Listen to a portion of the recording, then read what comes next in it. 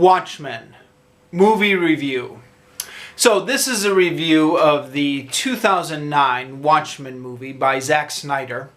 I've got a little bit of a confession to make. I was a comic book nerd in my youth, but in spite of that, I never read Watchmen when I was younger. In fact, this is a bit embarrassing to say for a comic book nerd, but I never actually got around to buying and reading the graphic novel until the movie came out. So I don't know if you remember this. When the movie came out, there was just so much stuff on the internet about Watchmen. People were talking about it. It was all over. People were talking about their favorite characters and what stuff meant. And the more I just started hearing about it, the more I thought, okay, this actually does sound pretty interesting. So I ordered it through Amazon, got a copy, and I did read through the whole thing a couple months before the movie came out. Embarrassing to say I hadn't read it before then, but in my defense, when I was a teenager in the 1990s, it was a little bit more difficult to be a nerd because, you know, the internet and Wikipedia and everything wasn't around. So these little bits of nerd culture, if you missed them, and if you weren't plugged in, you know, some people were plugged into like a comic book store community or a nerd community. I wasn't. I was kind of isolated out in the suburbs. And so, you know, I picked up a little bit that there was this kind of comic book called Watchmen, but it was just a little bit more difficult back then to plug yourself into stuff. Stuff wasn't as widely available. Nerd culture wasn't as it is now. Anyways, that's my excuse. Once I did read the comic book, and admittedly I was a Johnny-come-lately, but once I did read it, I really loved it. There were so many layers to it. I mean, you could take it as just kind of a deconstruction of superhero stories. Like, if superheroes really existed, this is what would happen. You could take it as a critique of the Reagan-era politics in the 1980s. There's specific critiques of ideologies of different comic book creators, like Rorschach and I think The Comedian are meant to be critiques of some of Steve Ditko's characters when he worked at Charleston Comics. In fact, all of them are meant to be analogs of Charleston Comics characters, so there's this whole backstory when DC bought the Charleston comic book characters and Alan Moore was hired to write about them. There's a lot of layers to the story. And I'm not going to go in depth about all of that because there is like a million videos on YouTube explaining Watchmen, and it's all on Wikipedia anyways. All that is to say that despite being a Johnny-come-lately, once I did read it, I got quite into it. So the movie. Again, going back to 2009, and again, this is one of my old reviews from the old blog. But in 2009, there were a lot of people who were very upset, even before the movie came out, that how dare they try and make a movie of Watchmen, this is going to ruin it. And then once the movie came out, people were even more upset about how Zack Snyder had ruined Watchmen. And I want to make it quite clear that that is not my view. I think people should be free to make movies about whatever they want to make. And having the movie does not ruin the comic book. You know, if you don't like the movie, the comic book is still there. It doesn't spoil anything. If you think the movie got it wrong, then don't worry. In 10 years, Hollywood will remake it anyways. Something I wrote on my original review back in 2009, and sure enough, they are kind of... Here we are 10 years later, and we've got the Watchmen TV show, which I know isn't exactly the same, but it's kind of a soft remake. It's another take on the material. Give it another 10 years and we'll have another Watchmen movie. Yeah, you know, so like this hyperbolic kind of fan outrage about it, you do have to distance yourself from it. And you have to say, okay, guys, calm down. Because if you have this kind of intense fan outrage, then nothing is going to get made. You've got to give people the freedom to fail. Say, okay, take your best shot at Watchmen. See what you can do, and if you fail, it's okay. We'll try again later. So I don't want to be outraged about it, but when I say you have to give people the freedom to fail, I think this movie does fail. Yeah, and I'll get into the problems about it. So the first problem is that it's very hard to adapt this into a movie. And I had a little bit of a hard time putting my finger on it, but I think the problem is a comic book comic book series is a series told in installments. So you've got the first issue, and then you've got like a little hook to get the reader to come back and buy the second issue. And you have the second issue and a few more mysteries, and then there's a hook to get the reader coming back from the next issue. So there are all these little mini climaxes, but there's no like big, huge climaxes. It's just a bunch of little hooks to kind of keep you reading along. Whereas a movie is crescendoing up to a big climax and then getting everything petering out after that. Now, because this Zack Snyder was either afraid of offending the fan base or because he was a huge fanboy himself, he stayed very faithful to the comic book. I think this was after Harry Potter and Lord of the Rings, when it was very popular at the time to try and appease the fans by staying as close to the source material as you can. But I don't think the momentum of this plot works for a movie. So when I was watching it, the first 40 minutes, I was loving it. I was saying, oh, this is wonderful, loving all these characters. Then about the second 40 minutes, I was thinking to myself, strange, I wonder when things are going to pick up. It seems like we're still just kind of treading water with these characters. And by the last 40 minutes, I was feeling a little bit bored. And I read the graphic novel a couple months before seeing this movie. Excuse me. So, excuse me. If I had better editing equipment, I'd edit out that cough. So I actually should have known what was going to happen. But I think the thing is, once I sat down for a movie, subconsciously, I was just expecting something with a different pacing that was going to go up to a climax, even though I should have known better. The second big problem with this movie is a problem with all adaptations, is they just don't have time to get into all the details. So the beauty of the original comic book, one of it is that there's a story and then there's a backstory to the story. So there's the Watchmen, but then there's a whole story of like the generation of superheroes that preceded the Watchmen. So as you're hearing about the Watchmen story going on in the 1980s, you're also getting flashbacks to what had happened to, the 1970s and 1960s, and the flashbacks to what had happened in the 1930s and 40s when the original superheroes emerged, which paralleled the history of superhero comic books in the US, the golden age of superheroes in the 40s and the silver age in the 60s, etc. And you get this whole sense that even though you're just reading a 12-issue comic book, there's this whole rich world that you're just kind of dipping in and out of and going back and forth through time. And the movie just doesn't have time to get into all of that. I mean, it does a bit. There are some flashbacks, but it's so brief, you don't really get immersed in it like you do in the book. And I know you couldn't possibly do this in a movie, but the thing is that what made the comic book so great is you feel like there's this whole superhero mythology that Alan Moore has created.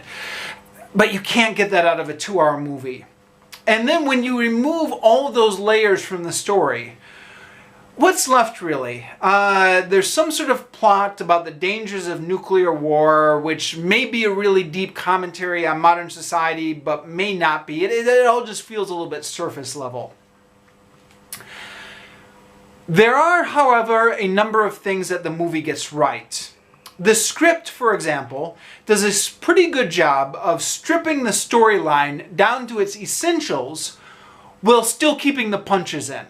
So it's easy to imagine that a lesser director or screenwriter might have been tempted to cut out parts like shooting the pregnant woman in Vietnam, or the "God exists and he is an American" quote, or the scenes in the war room when Kissinger, Nixon, and Haldeman decide that losing the entire East Coast is an acceptable loss in exchange for winning a nuclear war against the Soviet Union. My only complaint, sorry, not my only complaint, one complaint, I could have done without the gore. I mean, I understand it's good to keep those dramatic punches in the movie. And I understand that a lot of this comes from the comic book, but you know, it's a different medium. In the comic book pages, it's not quite as graphic as it is being shown on the big screen. Now maybe that's just me. I've always been a little bit squeamish about gore, but I thought you could make all those same dramatic points without having the blood and guts so much. Maybe that's just me. But the big problem with this movie is the bad acting and the bad directing. And I'm not a very technical person in terms of film criticism, so this is going to have to be a very rough critique. And the bad editing as well. This is where I'm going with it. There's a lot of juicy moments in this script. You know, some real punches from the comic book. But the actors just aren't up to it. Or they're not getting directed well. I don't know. So there's all these dramatic moments where the reaction from the actors just doesn't seem to sell it. They don't seem like the emotion is there. It doesn't seem like it's dramatic enough. I mean, I'm thinking there are many examples, but the spoilers when Rorschach gets dissolved at the end. It's just he gets dissolved, and then what's his name? Night Owl is like, no, and I just wasn't sold at all on that. No, it just seemed like it just didn't seem like that acting was up to the moment. I've never liked slow motion in movies, period. I've always thought, you know, even as a little kid, slow motion just, I don't like it. So maybe this is just a personal preference. But I don't like the slow motion. And it seems like the slow motion in this movie is being used at exactly the wrong points. Like when there's an action scene and you should be kind of ramping up the adrenaline, and then all of a sudden stuff goes into slow motion. It's just like, oh, I don't like the slow motion. But conversely, there are a few scenes where something really dramatic happened. Like the attempted rape of Silk Spectre by the comedian scene, or a few others I'm thinking of, where the camera just seemed to cut away way too quickly, and you're like, wait, this is a really significant moment happening. Let's linger a little bit here and feel the emotional impact of this, instead of just kind of rushing off to the next scene. So it seemed to me like it was exactly backwards. Like the spots where the slow motion should have been, or where more dramatic pauses should have been, were too rushed, and the parts that should have been a little bit more rushed were too slow. Also the songs. So there were a lot of songs where it fit thematically the scene perfectly. In fact, maybe it fit a little bit too perfectly. It was a little bit too on the nose, like, you know, the times they are changing at the beginning, or All Along the Watchtower. Now that All Along the Watchtower was from the original graphic novel. You know, Alan Moore had written the lyrics to All Along the Watchtower at that point in the comic book. So it did make, you know, if you're being faithful to the comic book, it made sense to play it. But even though the themes were matching, that like the beats didn't seem to match. Like the songs just seemed like they were a little bit pasted over top the scene, instead of being really integrated with the scene. The ending is supposed to be anticlimactic. Like even in the graphic novel, it's supposed to be anticlimactic. But it didn't have to be as completely wet as it was in the movie. With some more dramatic acting, the movie could have hammered home the significance of what had just happened a little bit more. As it was, all the actors just gave complete non-reactions to what should have been a very shocking moment. And yet, for all that, I'm inclined to agree with the review Time Magazine gave of this movie. Time Magazine said that for all the wrong notes and for all the missed opportunities, there were a number of good moments in this movie, which those good moments alone maybe make this movie worth sitting through. For example, I found myself actually being touched by Dr. Manhattan's story as he sat on Mars and he mourned his lost loves. Since Also, another note, since the release of the Nixon tapes a few years ago, and the revelation that Nixon had wanted to use nuclear bombs on North Vietnam, I mean, now that we know that Nixon was exactly the sort of person who had this very callous attitude towards the effects of nuclear weapons, those scenes with Nixon and his advisors in the movie calmly planning nuclear war as if they're at a chess game, that now seems more believable now than ever. More believable now than when Alan Moore first wrote the comic book. So I thought those scenes were well done. Yeah, the whole nuclear weapon thing is a bit 1980s in that the sense that we were very worried about nuclear weapons in the 1980s because of the Cold War. We're not so worried about them anymore because now it looks like climate change is going to be the thing that kills us all. So the nuclear weapons subplot seems a little bit dated, but those nuclear weapons are still around, and they could still kill us all. And it's interesting. A little research into nuclear weapons will absolutely horrify you. I never quite realized this as a kid. I thought nuclear weapons were, like Nagasaki and Hiroshima, but that was the atom bomb. We now have bombs that are so much more powerful than the atom bomb. Like the H bomb, the hydrogen bomb, is much more powerful. I think I heard somebody say on TV once, one H bomb would be enough to wipe out all of New York City, and they said the fallout from that one H bomb would be enough to make the entire East Coast uninhabitable. So wow, huh? So there's still more than enough nuclear weapons stockpiled to completely wipe out all life on Earth. And if we ever got to a dangerous political situation again, which we probably will someday because, nothing stays stable forever, then this is scary stuff. So yeah, I guess what I'm saying is the plot about the movie is still relevant. We should be worried about nuclear weapons, maybe more worried than we are. I'll close off this review by saying something that I didn't initially catch. This was something I've since read. I've read it a couple places. The AV Club and a few other reviewers who have criticized Zack Snyder for staying faithful to the story of the comic book while missing the point. The example that they cited, I think, was that fight in the prison scene. And they said Zack Snyder shoots it as if this is like this glorious fight between superheroes and the bad guys, and this is like a glorious moment for the superheroes. But he said, if you read Alan Moore's comic book, he's kind of making fun of their delusions of grandeur.